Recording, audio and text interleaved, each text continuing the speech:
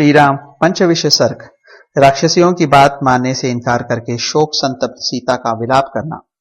जब वे क्रूर राक्षसियां इस प्रकार की बहुत सी कठोर एवं क्रूरतापूर्ण बातें कह रही थीं, उस समय जनक नंदिनी सीता अधीर होकर रो रही थी।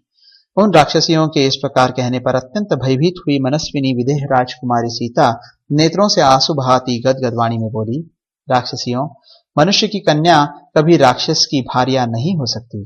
तुम्हारा जी चाहे तो तुम सब लोग मिलकर मुझे खा जाओ, परंतु मैं तुम्हारी बात नहीं मानूंगी।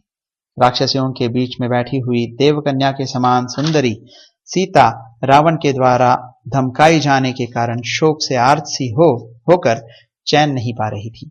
जैसे वन में अपने यूथ से बिछड़ी हुई मृगी भेड़ियों से पीड़ित होकर भय के मारे कांप रही हो, उसी प्रकार सीता जोर जोर से कांप रही थी और इस तरह सिकुड़ी जा रही थी मानो अपने अंगों में ही समा जाएंगी। उनका मनोरथ भंग हो गया था।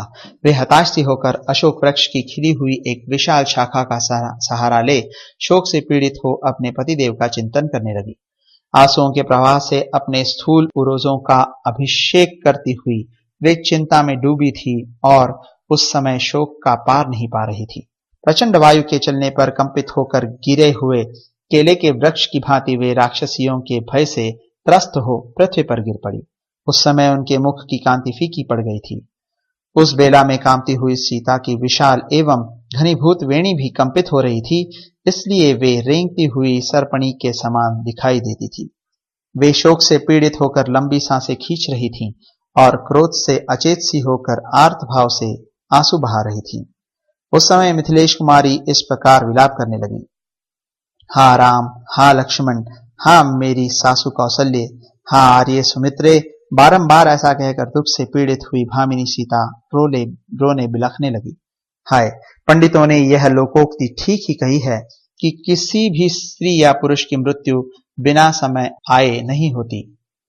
तभी तो मैं श्री राम के दर्शन से वंचित तथा इन क्रूर राक्षसियों द्वारा पीड़ित होने पर भी यहाँ मुहूर्त भर भी जी रही हूं।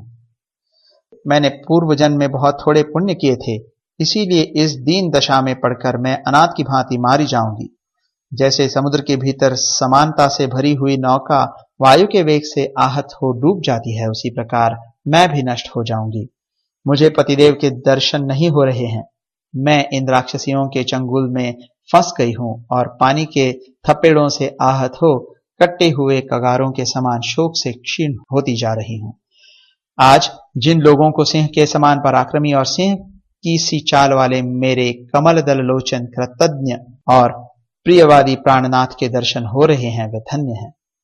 उन आत्मज्ञानी भगवान श्री राम से बिछुड़कर मेरा जीवित रहना उसी तरह सर्वथा दुर्लभ है, जैसे तेज विष का पान करके किसी का भी जीना अत्यंत कठिन हो जाता है। पता नहीं मैंने पूर्व जन्म में दूसरे शरीर से कैसा महान पाप किया था, जिससे यह अत्यंत कठोर, घोर और महान दुख मुझे प्राप्त हुआ है। इन राक्षसियों के संरक्षण में रहकर तो मैं अपने प्राणाराम श्री राम को कदापि नहीं पा सकती, इसलिए महान शोक से घिर गई हूं और इससे तंग आकर अपने जीवन का अंत कर देना चाहती हूं।